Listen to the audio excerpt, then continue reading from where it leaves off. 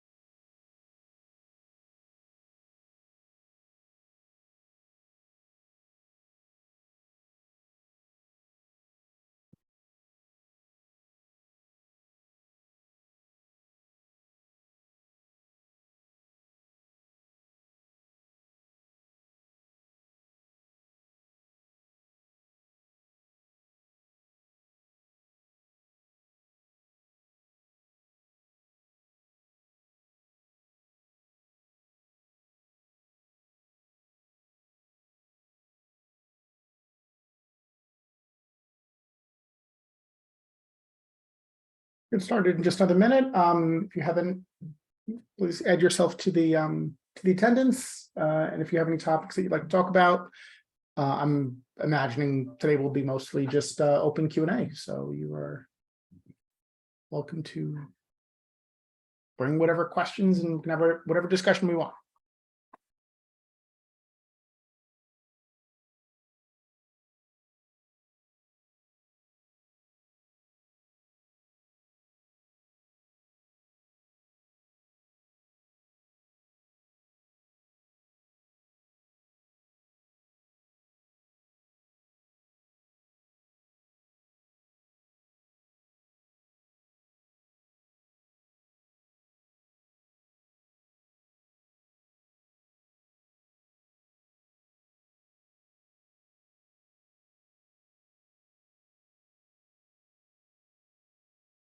Find the unmute button. Randall, your hand is raised. Floor is yours.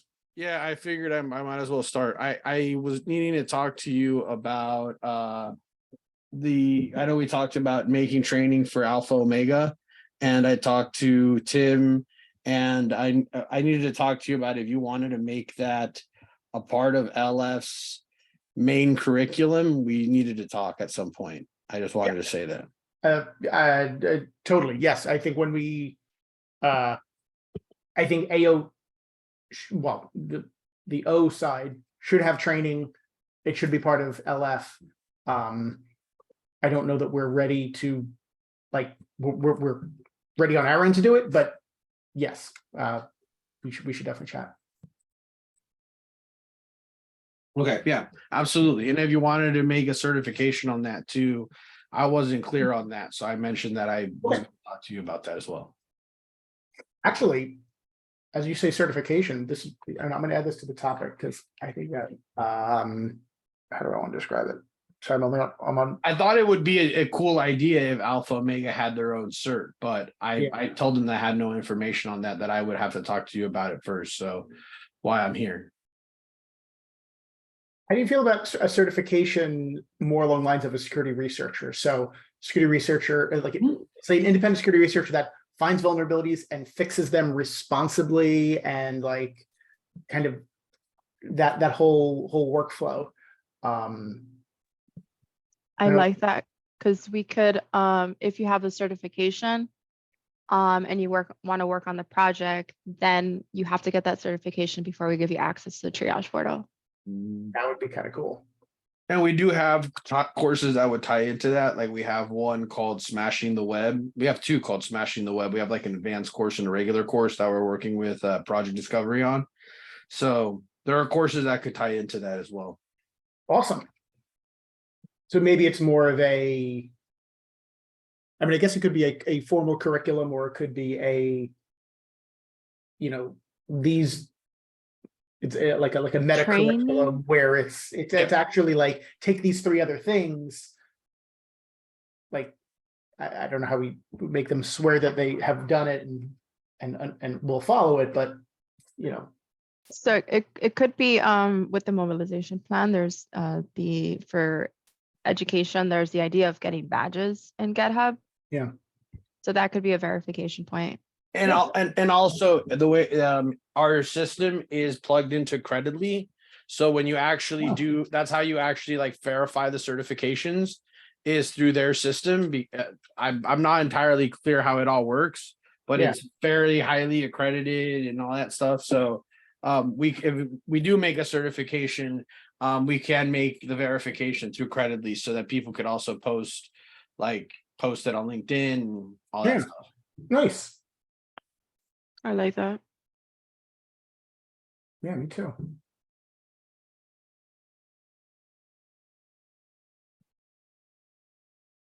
And our Smashing the Web, the basic course on just how to do like it's basically a bug bounty type of course. Yeah.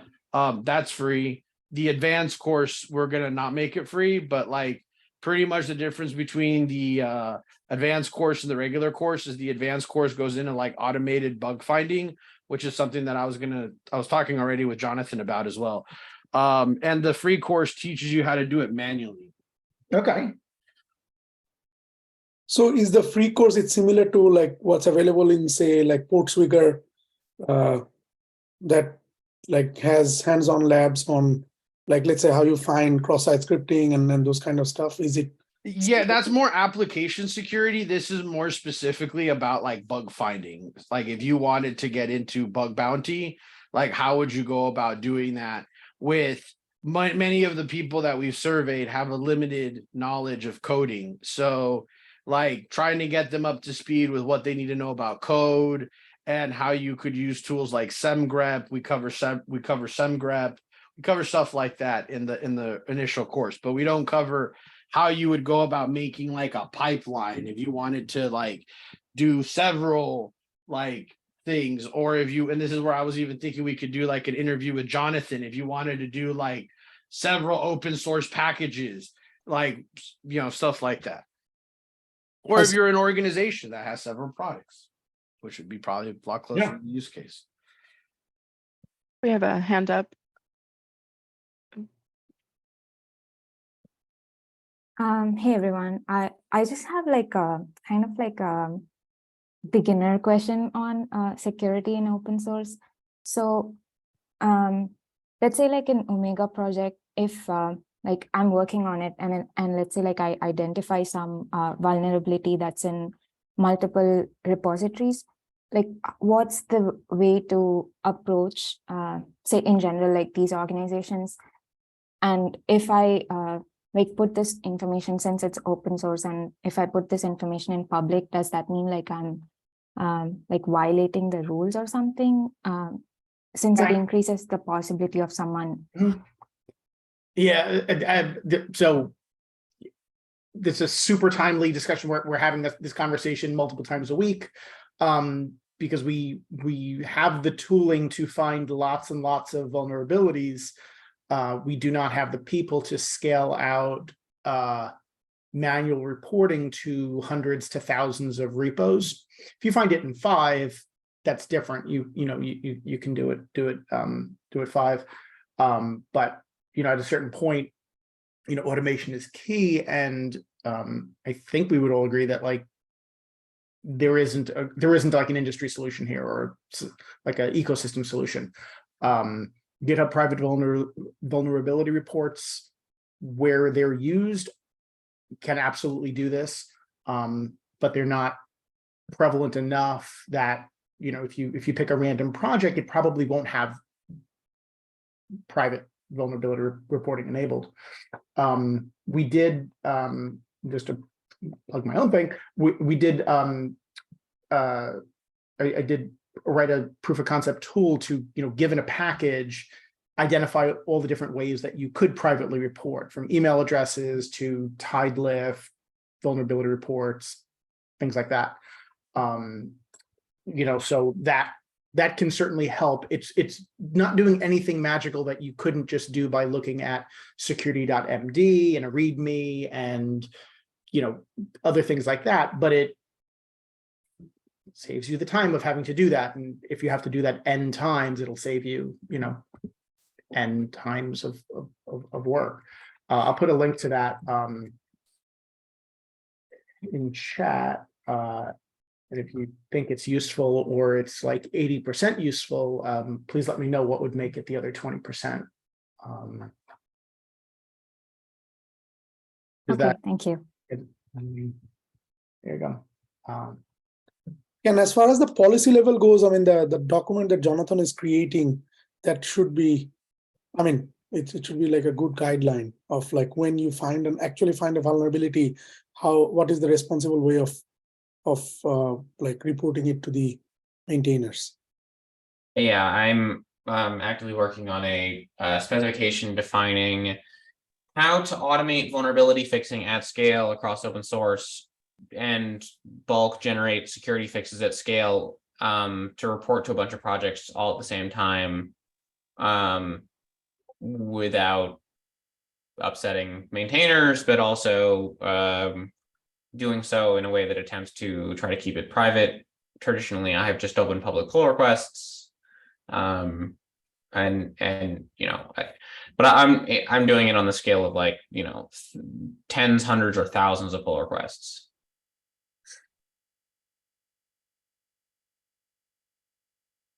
Going back to Venus' question, can you also use the CERT, the Carnegie Mellon CERT, to report things as a vulnerability to large people? Or is that no longer operational? No, that works. You can, I mean, if you're trying to report to a bunch of vendors, they're better.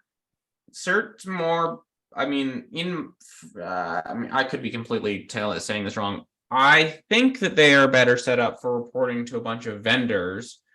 For example, Oracle, Microsoft, like Apache Software Foundation. Like if you have a vulnerability that spans all of those, they're better placed. They're not as necessarily well connected to, I mean, they're also leveraging like existing connections and relationships to communicate that information. They are going to end up, if you find like a bunch of projects with the same vulnerability everywhere, they're going to have to do the same legwork that any one of us would have to do, which is, go to every single project. That being said, but in terms of not reporting it out in the open, that does solve that problem, doesn't it? Because right. Well, kind of. I don't know. There was a vulnerability about 3 years ago. Let me pull this up real fast. There was a vulnerability in some C code that was vendored a bunch of places.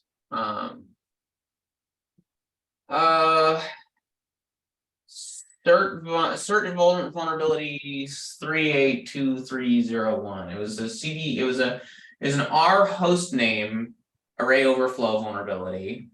It was a 2020 vulnerability, and some chunk of code ended up being like vendored across multiple different open source repositories in C, and GitHub used the bulk pull request generator that I wrote to bulk generate fixes for that across a bunch of open source projects. So that's then that was CERT coming to GitHub and saying, hey, we've got a problem, and GitHub saying, well, Jonathan wrote this thing, we can use it. So right. And to also point out what Michael said, I would only report it to CERT, or recommend reporting it to CERT if you're dealing with a lot of people that don't have a security program set. There's no downside to involving CERT. Like CERT may just tell you, sorry, we can't help you, but there's no reason not to try to work with them. Yeah, I think the big problem is that like right now, if it takes, I don't know, 5 hours of work to privately report something, including the back and forth on average, then whether the finder does it or we do it, or CERT does it, or somebody else does it, it Mhm. still costs the same. And True. honestly, if you dumped 1,000, issues over to CERT, I think they would come back and say, sorry, like, we're not a, like, I don't think that would be the, Issue clearinghouse. if you had one, that would be fine, or 3, that would be fine, but yeah, at scale, like, that's. Yeah. But that does actually raise another point, which is, do we think that it would be useful if there was and I'm just throwing this out there, there's no promises, this is just ideas and brainstorming. Like, do we think that it would be useful if there was a funded team that did this legwork, where they were essentially a funnel for validated, like you have good faith belief that this is a real vulnerability that really affects something, but you do not have the cycles, or for whatever reason we think that it might be better for a team to do this stuff, because they would get better at it over time and they could develop tools to make themselves more efficient, etc. But essentially you could feed those 1,000 vulnerabilities over to this team, and the team would handle the rest of it, finding the maintainer, reporting it, doing the back and forth, making sure that CVEs are issued, and that the thing gets fixed, and that service would be centrally paid for by, let's say, OpenSSF, or Alpha Omega, or something else. Do we think that service would be valuable enough It to? sounds like some of the stuff that like SNCC does, kind of somewhat. I mean, they have a form where you say you've got a vulnerability, you want help disclosing it. Here, contact us, we can help you. Okay. And also we do have the OpenSSF cert that basically has their plan also, which was the Crow group. The cert's more, well, that's more about like, I don't know if that's necessarily about a vulnerability. It's more like, hey, I've been attacked, or hey, we've had a supply chain compromise. I mean, I could be wrong, I but thought like, that was Well, more we like, actually made like a survey as to what people would find most useful. And at that time, there was a lot of concern about overreach in OpenSSF. So it became like, to answer your question, we did propose the question, would it be valuable if we had like a paid group that did this? And the community, and I think Crobe has the paper somewhere, but the community came back and was kind of like, we would prefer if it was volunteers. And yeah, and we made a whole plan last year based on like what we found. But I was part of the team that went and talked to a bunch of people. And I I'm really remember- surprised that everybody thought that volunteers were better than being like, there'd be That better. was a shocking day, I remember. I don't know. I mean, I volunteers would be more empathetic. Yeah, I think that was they wanted people that were like actually involved in the community, not like a bunch of randos that now came in and submitted a bunch of stuff. And yeah, so like we made a whole plan based on like volunteers. And Okay. instead of like reporting stuff and like going down on people, they wanted it to be more like educational based, which was kind of where it provided a place where we got stuck, because if you're in crisis, do you really want me to come at you with a bunch of education? And it was one of those things, but there is a plan that exists of an OpenSSF cert, but I think it's in like limbo or in flux Yeah. at the moment. yeah, and that's the thing that gets me is like, Wait a minute.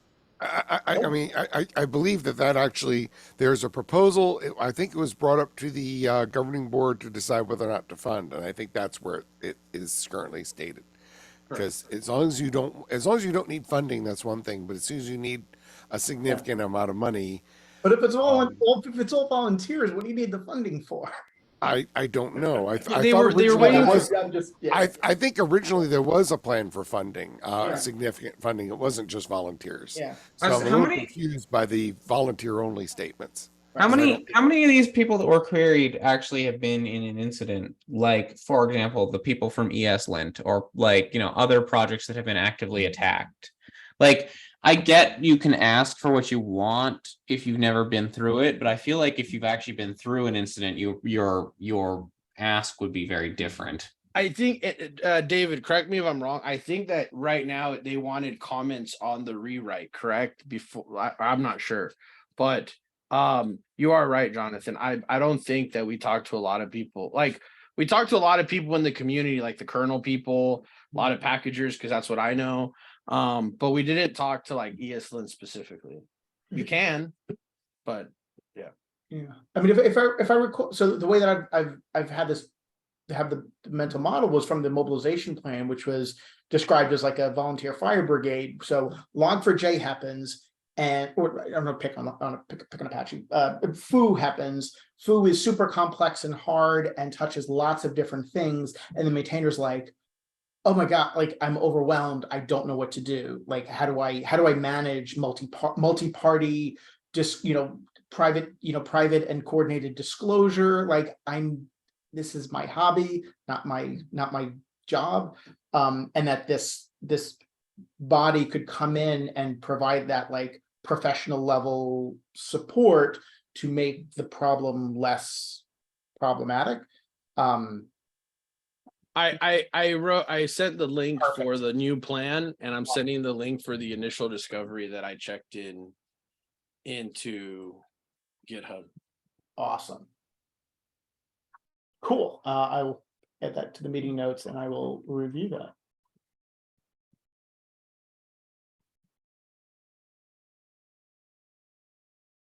Cool, thanks. I know that Emily was heavily involved. I mean, the CERT kind of started with a lot more people, and then it ended up with like 5 people, 6 people. But Yeah. I think we did a fairly good job of doing it, kind of, sort of. Yeah, awesome. I mean, this is also hard. Like any movement forward is good. In all these things. I know part of what we were going to do, because we didn't do this, is we talked to a lot of the people that we had available, kind of like in my immediate vicinity. I know that things that we wanted to do was talk to the Apache security team and the OpenSSL security team. We wanted to talk to existing security teams and see how they see it, including Google 0-day team and the bug bounty community of interest. And even we wanted to also talk to the CERT and Red Hat and different vendors and see what they thought. We never really got around to that yet. Okay. We talked, as I said, to kernel people and packagers, distros, people that I work with, basically, that were able to provide us at least some initial guidance to write the whole thing, which is what I sent. Awesome.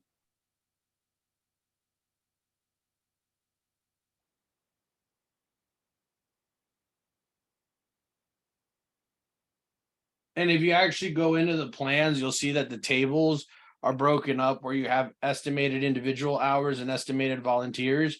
Because, as I said, most of this plan was kind of done from the point of view that most of the people involved here were going to be volunteers, which were kind of the group that is the CERT, or that meets with the CERT. So, yeah.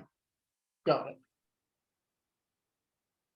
Oh, okay. It looks like, so if I were to just in looking at like the scope, like this is, well, I guess it depends, and that's the problem, is that with volunteers, if you get an hour a week, that's very different than having them for a day and a half a week, Right. in terms of like what can get done.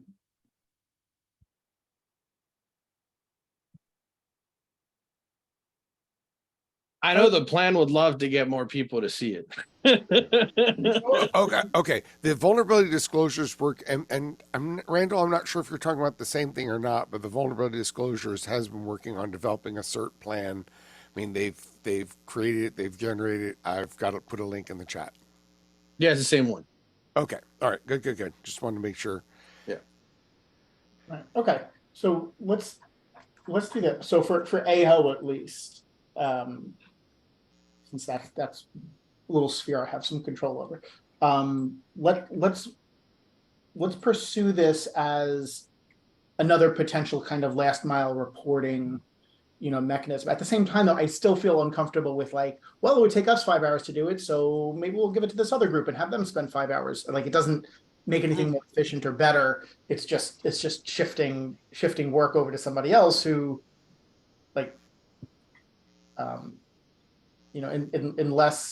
unless they really are going to be more efficient at it than we could be, then it's a zero-sum game. The big thing about it, if I can mention something, is what's shocking about all of this is that a lot of it was not so much like we thought. A lot of it was going to be like a fire brigade, but from our initial research, they wanted more of like, help us prevent this from happening and help us from preventing from, like, in other words, almost post incident. So if you read the plan, it's in there. But yeah, it was more of a like, can you help us prevent this from happening? And yeah, so there's a level of education that goes on into this, which I disagree. You don't need, I mean, I hear what they're asking for, but like you have a fire department because shit happens. Right? Like it's just like you I mean, I agree that like, you have a fire whatever for the town that's like, I set codes and it means that you can't have a certain number of people like in a space that's bigger than this. But like at the end of the day, your fire department shows up because there's been a fire. correct. Yeah.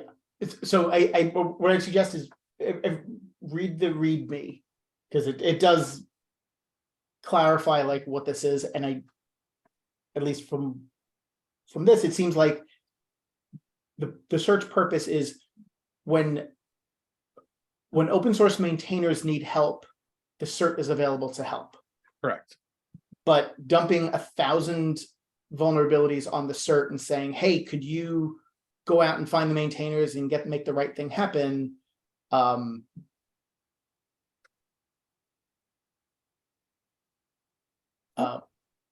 Like, at least that's not, it doesn't come across clear from like the beginning of the README, but I'll read the whole thing.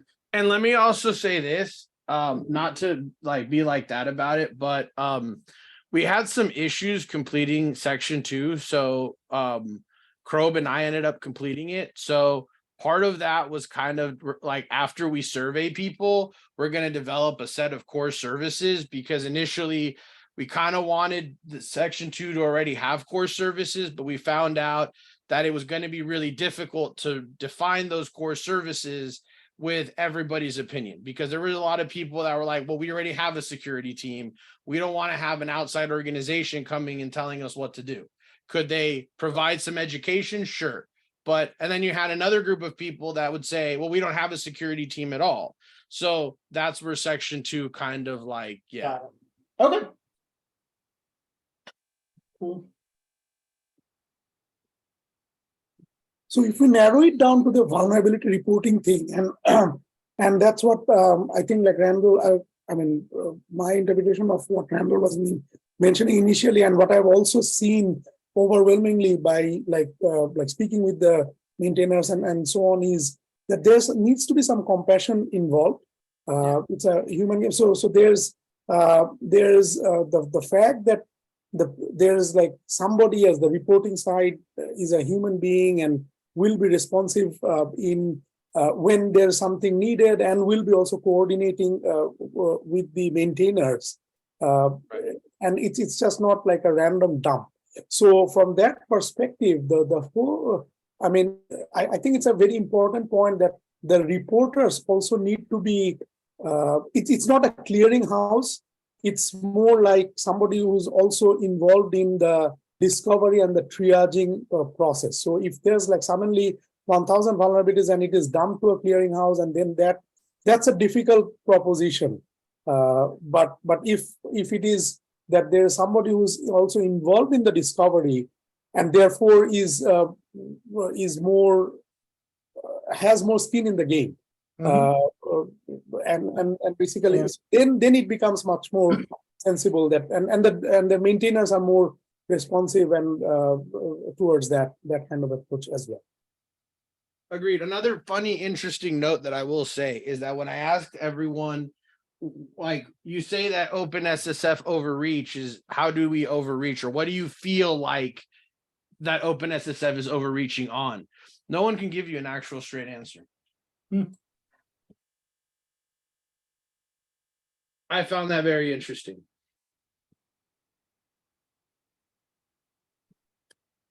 They all have opinions, but they don't have like evidence.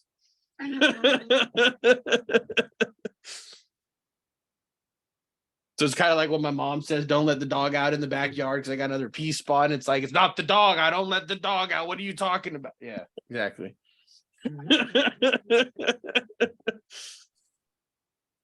Oh. Is there anything else people would like to talk about?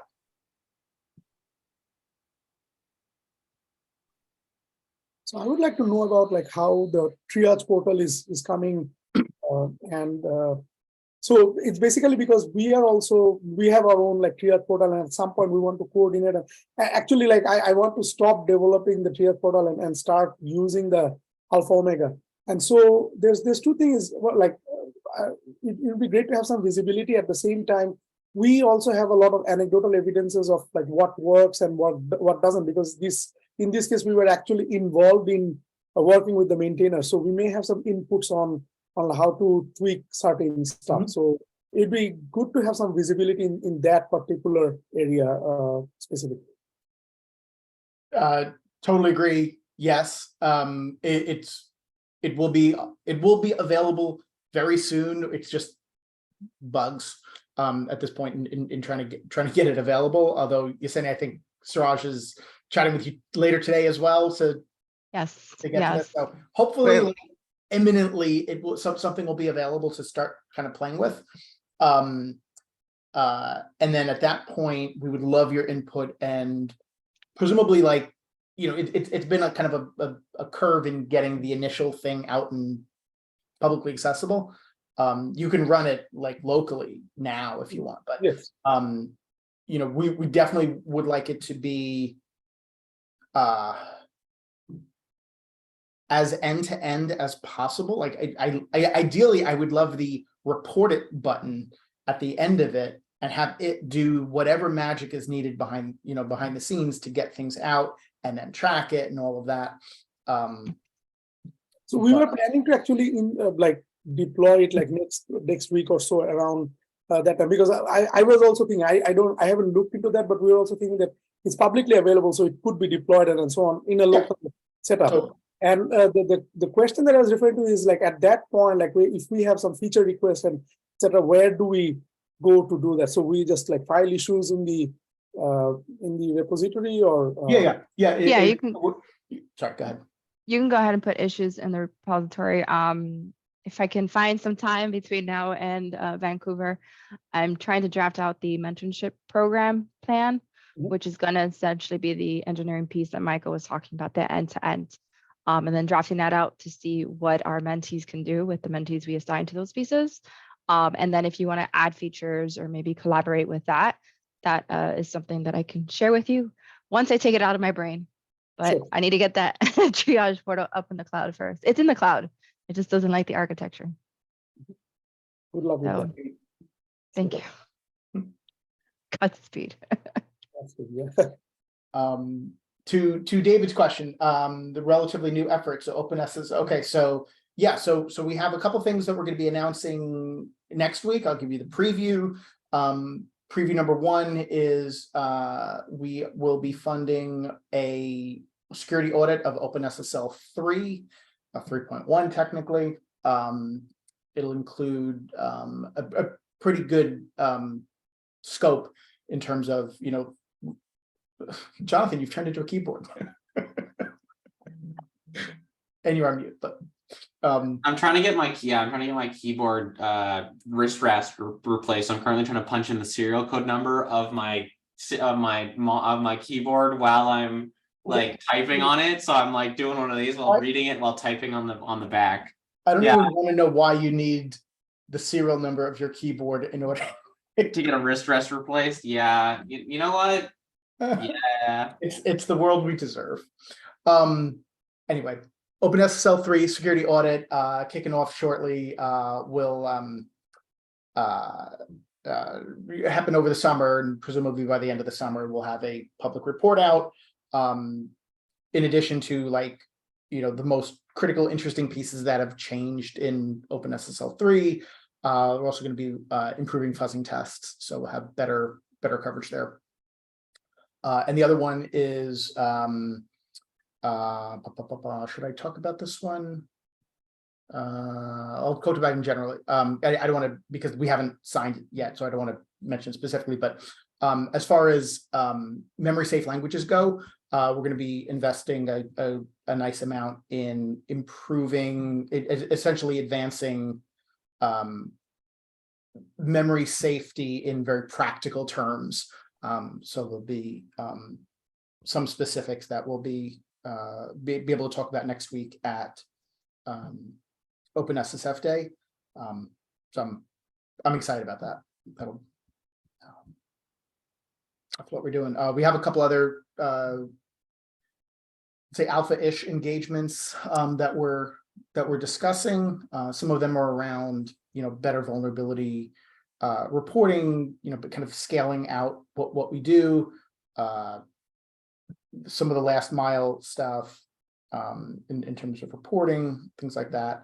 Yaseni, do you want to mention the a little bit more about the mentorship program, just for those that aren't aware? Although, well, I'm not going to assume anybody knows anything. So, yeah. So we just closed out our mentorship program last week. Jonathan and I reviewed, and we started interviewing some of the candidates for it. We're hoping to finalize on the interviewing by May 17th. So our candidates could have details. When was it? May 24th or something. So at least there's a week to get paperwork and documentation signed. It is a 12-week program where you're going to be working with myself and Jonathan on the engineering side, which is what Michael was mentioning earlier, just kind of operationalizing the workflow between the different components, getting, once you analyze a package, being able to send that package up to the triage portal, and then the researcher is able to assign and move forward and report the issue if it's needed. And then on Jonathan's side, some of this security researching, and I'll let him talk about that piece if he's done with his keyboard. So what you're expecting to do on the security researcher side for the mentorship. Oh yeah. TLDR.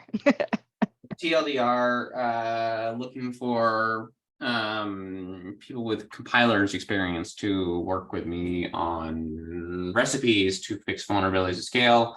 And we interviewed so we're going through the process of interviewing mentees, and hopefully going to find some people that maybe have a mix of security knowledge background, but I'm predominantly looking for compiler knowledge. So yeah. Yep. That's me. That's you. anything else from my notes that we should talk about?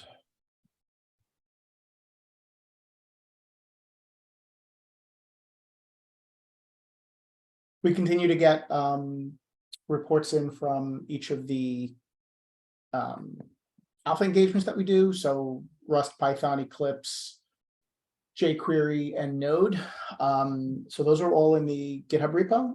So we can see good progress there. But a bunch of those have hired full-time folks to do the work. So we're excited that will pay off, continue to pay off over time.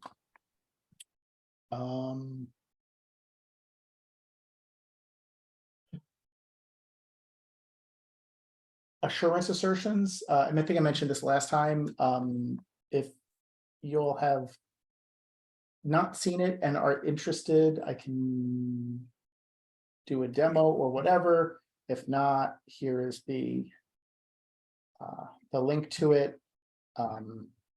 Again, the purpose is provide facts and a policy framework about the security quality of a particular package so that you can set up your own gates to flag, disallow, or make whatever decisions you want based off of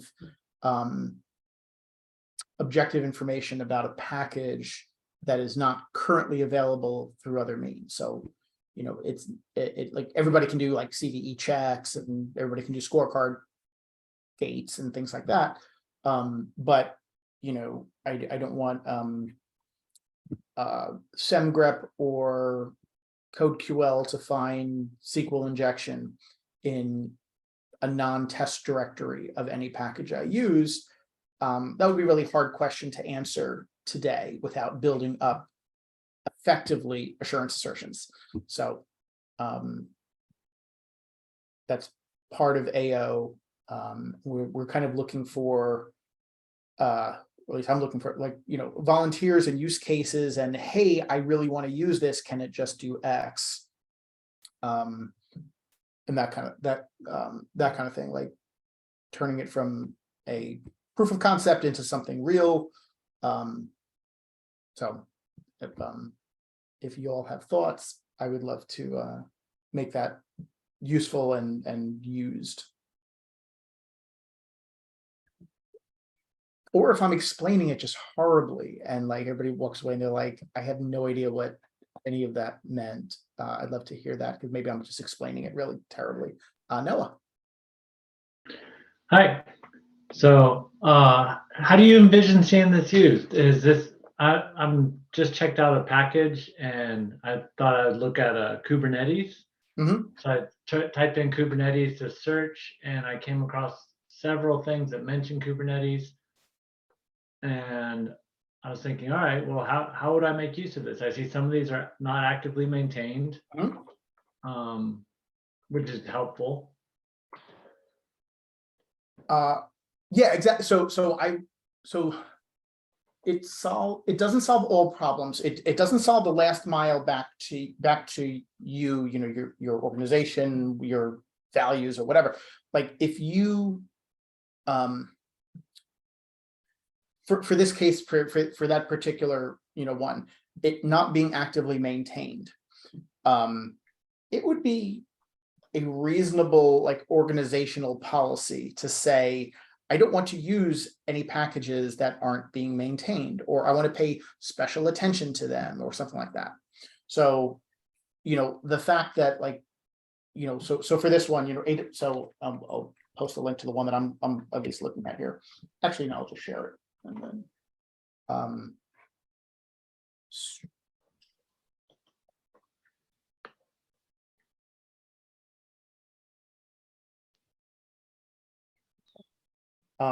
so AWS, you know, AWS workshop for Kubernetes, not actively maintained.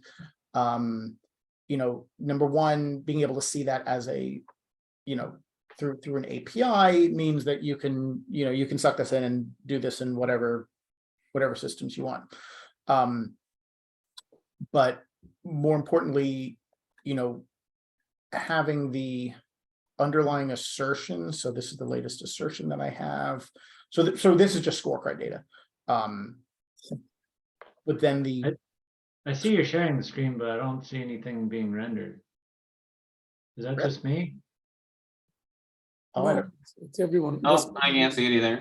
Yeah, I don't see anything. Oh, that's awful. Okay, that's weird.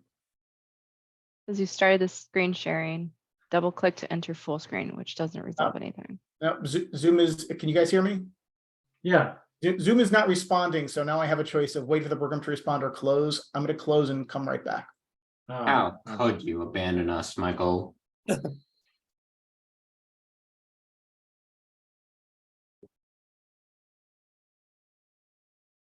He's frozen. And he's gone. It's comforting for me, at least. I find that it's not. Is Microsoft finally cracking down and being like, no, you will not use Zoom on our systems? I'm allowed to use Zoom. Zoom just crashes for me all the time. They're trying to make it look bad for you to make you want to use Teams more. That's playing the long game. Yeah. So okay, so let's just do it this way. The link in chat. Oh yeah, I already posted it. So you got, okay, so to answer your question directly, how do I see this being used? I see this as organizations would set up a policy that says, of all the open source that I use, I want to rank them in some way, or I want them to pass these things. And organizations can make up whatever policies they want. This is more of a framework with some opinions, but organizations can have completely different opinions. Maybe being actively maintained is just not at the top of anyone's list. That what you really care about is that it doesn't have public CVEs, or that it actually has a license declared, or doesn't have SQL injection or whatever. So you can specify these policies, and then take whatever actions like you want based on them. So this is an enabler of larger systems, not the system itself. I don't know if that helps, or if that is actually not solving the problem.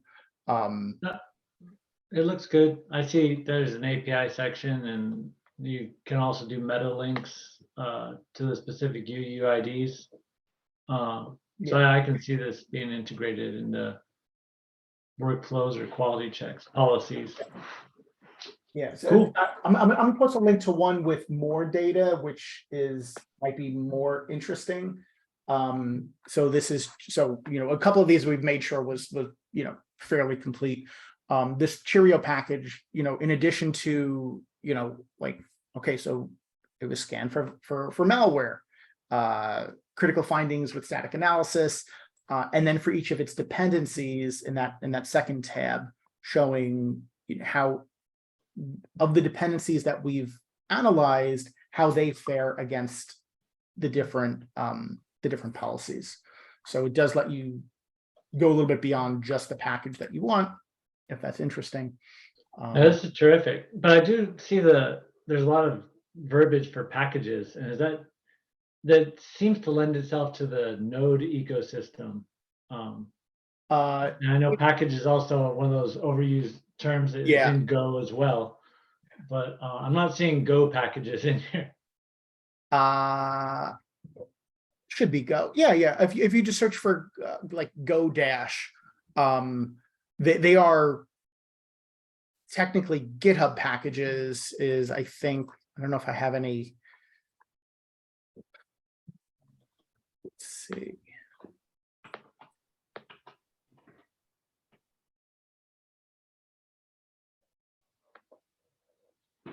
No, I do not have any packages I don't have any Go packages that are not also GitHub packages.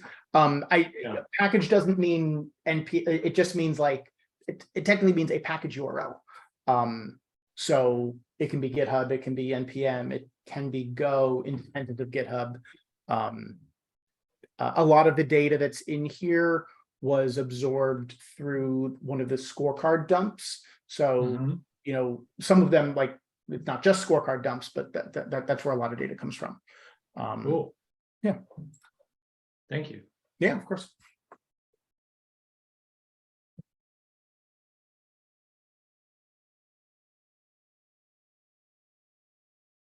Anything else folks would like to talk about? Vina. Yeah, this might be like a slightly off-topic question, but I was wondering, what is there any downside to doing large-scale pull requests? If you're doing a security fix, how do test cases work, and is it up to the maintainers to fix the broken build pipeline or something? Hi.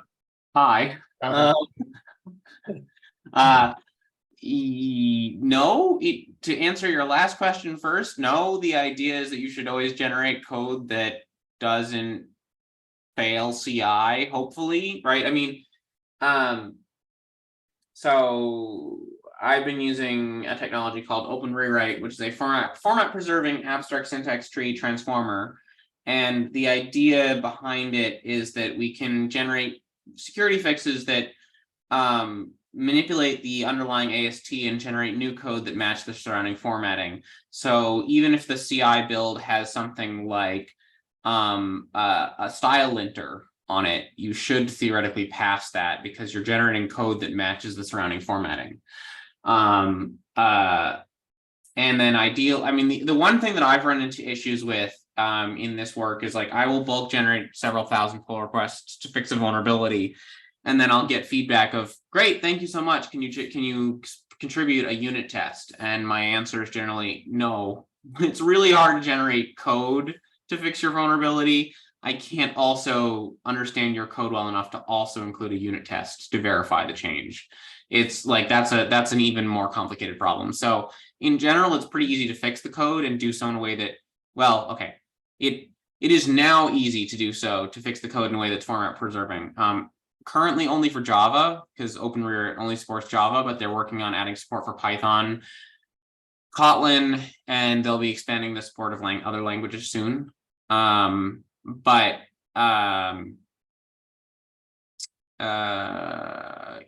I don't know. And Manoir's doing something similar with Open Refactory, and you guys have Python. And do you guys do format preserving, or you just fix the code? Format preserving, it's Java, Python, and Go. Yeah.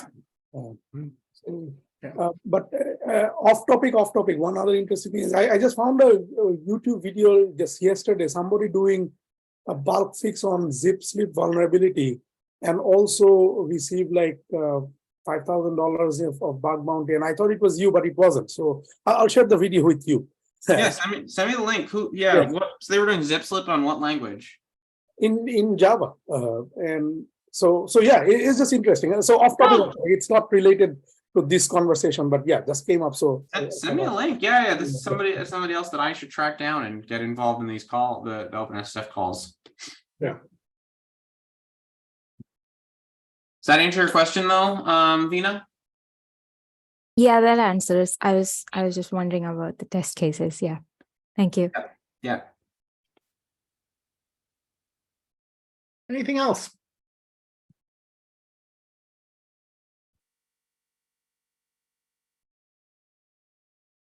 Well, then everybody gets 8 minutes back. No. Don't thank me all at once. Thank you all very much. I appreciate the conversation. Looking forward to next month. If you guys will be in, if any of y'all will be in Vancouver next week, I will be there for the day on Wednesday. So hope to see you there.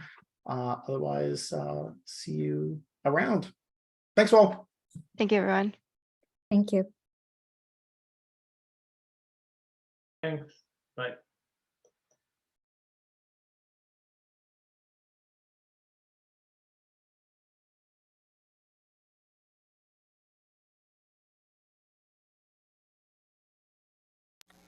Take care. Bye. It's kind of fun when you do subdomain scans of like the OpenSSF, and you find like different domains that are not necessarily obvious to that are present, but you can track them down. I'm hoping there aren't anything that I'll be shocked to see. I thought that we were getting rid of the GNU toolchain name and replacing it with something else for legal reasons, because there was like cease and desist.